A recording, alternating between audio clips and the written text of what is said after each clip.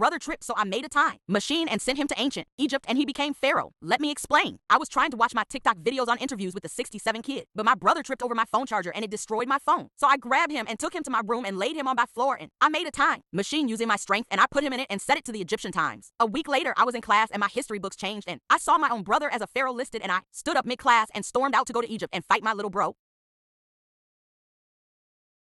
After I went into the portal to ancient Egypt, I saw my brother sitting on his throne and I ran up to him and immediately told me to go back and leave me alone. I was furious and I pulled out my CyberPower gaming desktop Intel Core i5 and threw it at him, and he dived, and I used my domain expansion and he grabbed his closest guard and made the guard use a black flash, and I ducked and tried to go in for another attempt at my domain, but he need my nose, and I made another CyberPower gaming desktop Intel Core i5 and ate it, and I levitated, and the next thing I knew I was in my bed again and my brother was nowhere to be found.